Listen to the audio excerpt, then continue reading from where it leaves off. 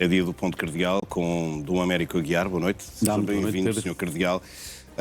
Não podemos hoje deixar de começar por uma imagem que veio a público esta semana, que foi amplamente divulgada por todos os órgãos de comunicação social, um soldado israelita com um machado, penso eu que é um machado, a destruir uma cruz de Cristo numa localidade cristã invadida no sul do Líbano. Como é que classifica esta fotografia que estamos a ver? Ora, boa noite a todos. É óbvio que nós não devemos ter a tentação de julgar que os militares israelitas, que todos os judeus se identificam com este gesto hediondo, este gesto hediondo de destruição de uma imagem sagrada para nós, um Cristo crucificado, ainda para mais neste contexto que estamos a viver da Páscoa, neste contexto que estamos a viver de uma guerra aberta numa região do mundo tão especial para as religiões monoteístas, que podemos dizer assim.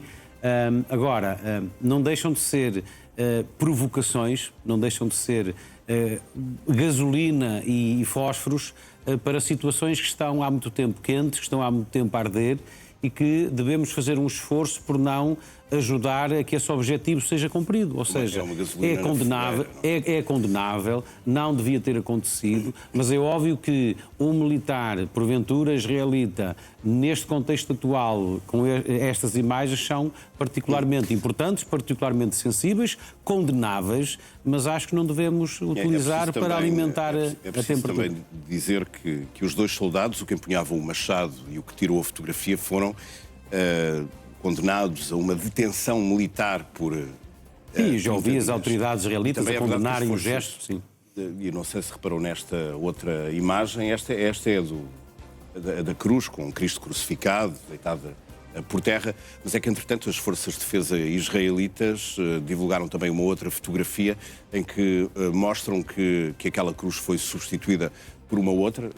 É esta imagem, enfim, não é propriamente uma substituição igual, nem semelhante. Isto repara alguma coisa em relação à ação inicial? Vale uma coisa, é aquilo que eu tentei dizer no início. Nós não devemos confundir o gesto deste homem, pelas razões que, enfim, que ele as terá, que não são justificação para o ter feito, mas não podemos confundir um ato de um militar israelita, porventura, porque não sei se essa não é, pelos vistos as autoridades confirmam, com aquilo que é a situação que estamos a viver, com aquilo que é a relação entre os judeus, os cristãos e os muçulmanos. Isto são atos isolados que não nos devem ajudar ou querer ajudar a tomar conclusões sobre aquilo que são as relações fraternas que devemos encontrar. Cada um deles, porque, como sabe, há outros, há igrejas destruídas. Sim, e nós temos, vamos uma coisa, há outros sinais desta guerra que não são nada animadores nesse sentido. Nós temos todos os anos um relatório da Fundação Ajuda à Igreja que Sofre sobre a liberdade religiosa no mundo. Todos os anos sai esse relatório.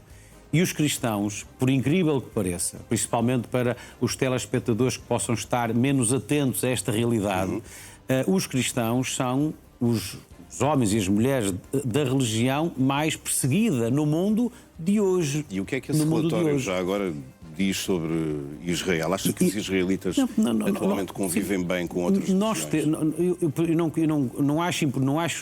acho sério é nós dizermos os israelitas, porque eu não quero confundir aquilo que são os meus irmãos judeus e os meus irmãos que vivem nessa geografia com aquilo que é a situação que estamos a viver. Então diria que há alguns israelitas... Sim, certamente, porque assim, eu também não aprecio que digam que quando alguma coisa corre mal por parte da iniciativa de um português ou de uma autoridade portuguesa, que digam que os portugueses são assim ou são de outra maneira, ou que os católicos são assim ou são de outra maneira. Eu acho que isso não é justo, essa generalização. E agora, eu conheço da minha experiência na Terra Santa e até daquilo que significa o acompanhamento que faço tantos possíveis com o cardeal Pizzaballa de Jerusalém, aquilo que são homens e mulheres de boa vontade das autoridades, homens e mulheres que tentam o máximo das suas responsabilidades resolver a situação, o conflito, respeitar aqueles que são de outras religiões. Agora, o que é certo é que no Médio Oriente, em África, na Ásia, nós temos alguns países, algumas regiões do mundo em que ser cristão é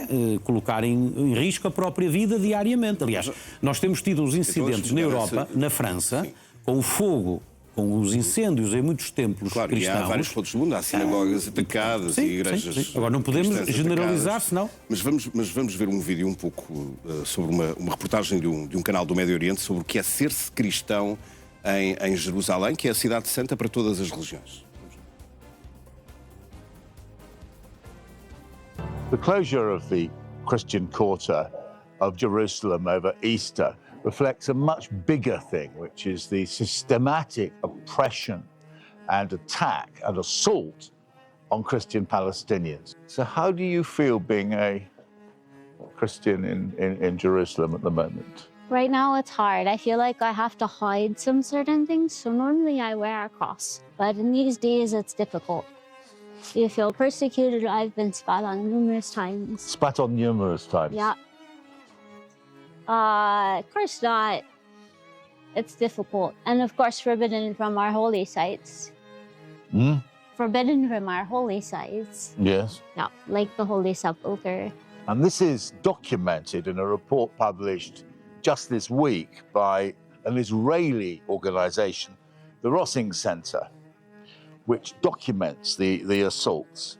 It records graffiti, trespassing, vandalism, stone throwing, garbage dumping, and arson on church properties in this area. It says this creates a sense of vulnerability for Christians around sacred spaces and erosion of respect for Christian religious life in the public sphere. A climate in which Christians feel increasingly unwelcome, pressured to conceal their identity. But it's really big and it's inappropriate for this place, okay? That's a Jewish place, you need to respect the place. Can you please put it inside? Okay, this is very harsh. It's your very harsh. religion. No, you're not respecting Can my you please religion. stop taking pictures? You're not respecting. You're hindering me from my human right to. No, this is not provocation. I'm an abbot. This It's is not- my dress. These attacks are on the rise. The Rossing Center, which is highly respected, says that the majority of physical attacks targeted clergy, monks, nuns, friars, and priests who are easily identifiable in public due to distinctive garments and visible Christian symbols. Spitting is the most common expression of hostility.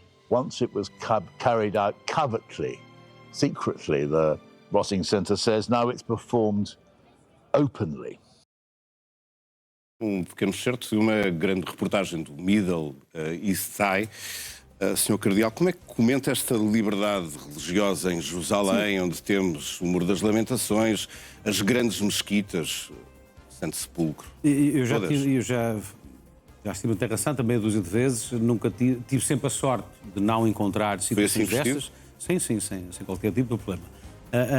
De todas as vezes que fui, não testemunhei, não encontrei situações dessas, mas pontualmente elas chegam-nos, não é? De pessoas e de religiosos que vão fora do calendário mais religioso, mais turístico ou religioso, digamos assim. O que é que considera nestas imagens o mais preocupante? Não, o mais preocupante acontece, e não acontece só com os nossos irmãos judeus, mas acontece sempre no contexto das religiões, quando os extremos, né, quando os mais vamos, ortodoxos, né, quando isso significa o desrespeito pelo outro. Ora, porque assim, eu de todas as vezes que lá fui, mesmo o acesso ao Muro das Lamentações, o acesso à Grande Mesquita, o acesso àqueles locais, nós temos consciência que às vezes a situação de segurança é complicada e há limitações, mas mais grave do que a questão da segurança é quando os nossos irmãos, enfim, mais radicais, e vamos-lhes chamar assim, olham para o cristão, olham para o muçulmano ou vice-versa, como o inimigo. E isso é que é a questão. Mais do que eu, sabe qual é a importância da religião para as pessoas que são crentes? Eu vou fazer-lhe a pergunta que um muçulmano me fez um dia na cidade velha, precisamente de Jerusalém. Eu até escrevi para não me esquecer. O que ele me perguntou foi isto: se o senhor, na sua cidade, quisesse ir rezar, ele era, obviamente, um árabe de Jerusalém, se o senhor, na sua cidade, quisesse ir rezar na sua igreja e não o deixassem, como é que se sentiria? Sim, mas Pedro, nós temos de entender que... Mas consegue responder-me esta sim, pergunta? mas vamos ver uma coisa. Nós estamos a evocar agora os 800 anos da morte de São Francisco de Assis. tem a ver com o que estamos a falar. O São Francisco de Assis teve o rasgo, no seu tempo, de se deslocar à Terra Santa para, com as autoridades locais muçulmanas, tentar estabelecer alguma relação e algum diálogo. Ora, o nosso querido Papa Francisco, não há muito tempo, fez aquela declaração, assinou aquela declaração conjunta em Abu Dhabi, com os nossos irmãos muçulmanos. Ora, nós estamos permanentemente nesse centro da história do mundo, que é Jerusalém, que concentra dos lugares mais importantes para cristãos, para judeus e para muçulmanos. Há aqui uma tensão de séculos permanente. E há uma tentação das autoridades diversas ao longo da história de tomar conta. E nós estamos a viver semanas e meses e há nos últimos em que as autoridades de Israel, no contexto geopolítico internacional, estão a viver a situação que estamos todos a testemunhar. E isso passa por fechar mesquitas e fechar o Santo Sepulcro. É assim, eu acho que é inaceitável que hoje... E não são os ortodoxos, são as autoridades israelitas. Hoje, século XXI, eu considero inaceitável. Agora, quando nós... o que é que nós estamos a assistir? Estamos a assistir a um crescendo de problemas, de obstáculos e de radicalização, como estamos a ver nesta peça que foi mostrada. Eu, todas as vezes que fui, e tantos portugueses têm participado em peregrinações, a única coisa que nós temos sentido lá é alguma pressão securitária, vamos chamar assim. Agora, este tipo de comportamentos não era costume. E está a começar a ser normalizado. E tem tido relatos desses também. E esse é que é o problema. O cardeal, que é com quem tem uma relação pessoal e que certamente lhe tem dado conta. Sim, principalmente destes episódios. Principalmente quando a comunidade cristã de Jerusalém vai em socorro e ajuda das comunidades atingidas pela situação de guerra e em que as autoridades locais não apreciam esse gesto de misericórdia e de socorro. E esta guerra tem tido um lado que atinge diretamente as religiões, com a confrontação verbal, pelo menos entre Donald Trump e o Papa. O que é que o presidente americano ganha com esta discussão? Eu acho é que alguém tem que ajudar os intervenientes desta situação, mesmo naquilo que significa os pronunciamentos do Sr. Presidente dos Estados Unidos e da sua equipa, e a manipulação religiosa, mesmo agora a peça que passámos há bocadinho, o Papa tem dito, aliás, o Papa há dias fez uma coisa magnífica, naquela vigília de oração que ele convocou para dia 11 passado, em que o Papa citou os vários papas que ao longo dos últimos tempos têm pronunciado nos contextos das guerras, dos mais longínquos até à atualidade.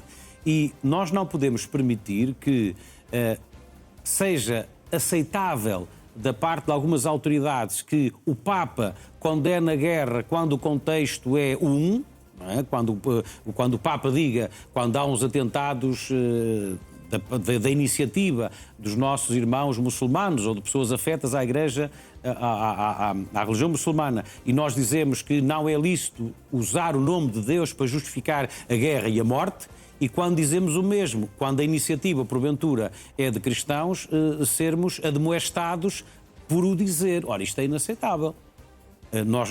Nós estamos num tempo em que, eu até lembro aqui o Dom Manuel Martins, bispo de Setúbal, e o Dom Helder da Câmara, que foi bispo no Brasil, que dizia: quando a Igreja dá de comer a quem tem fome é santa. Quando a Igreja pergunta porquê é que há fome, é comunista. Ora, parece um bocadinho isto. Parece que quando a Igreja condena guerras e condena conflitos que são da iniciativa de A, aplausos. Quando a Igreja diz o mesmo, mas é da iniciativa de B, condenação e há alguma mudança em relação ao assunto. Queria perceber se na sua comunidade os fiéis lhe têm dito algo sobre esta discussão entre o Papa e Trump. Não, as pessoas estão, genericamente, eu tive um encontro, tenho estado em visita pastoral às paróquias de Setúbal e agora na Cova da Piedade, e o sentimento das pessoas é de total surpresa com um comportamento que ninguém está, mesmo a pessoa mais a leste das notícias e destas coisas da política internacional... Deu conta do que se passava. Sim, e as pessoas estão surpreendidas com aquilo que é um pronunciamento da parte de um chefe de Estado, que é para nós um Estado que nos inspira confiança, que nos inspira defesa, que nos inspira tanto... E de por cima, assumidamente, um cristão. Sim, e com um Papa que é americano. Totalmente, portanto, está tudo... Eu peço desculpa, mas parece que está tudo louco. Parece que está tudo louco. Parece que é preciso... Eu percebo a sua indignação. Aliás, eu quando... E digo, partilho aqui com os telespectadores. Estes momentos do Papa, para mim, quase que é um novo Habemus Papam.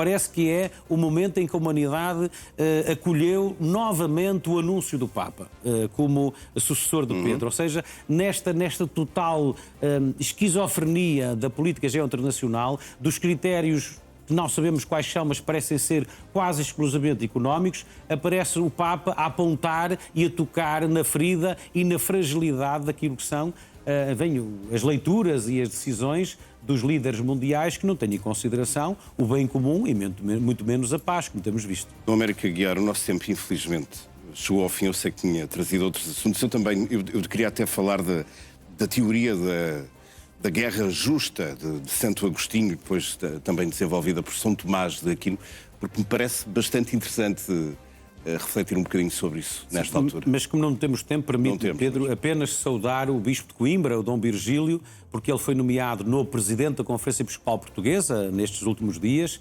Desejar-lhe as maiores felicidades, quer a ele, quer ao Bispo de Braga, que é o Vice-Presidente da Conferência Episcopal Portuguesa, atendendo ao fim do mandato de Dom José Ornelas, e desejar aos dois as melhores felicidades para tantos desafios que temos, como este que estamos a falar. Sobretudo numa altura dos tempos mais complicados, e da próxima vez que estivermos juntos, falaremos sobre o que é a guerra justa para a Igreja. Boa noite. Boa noite e obrigado.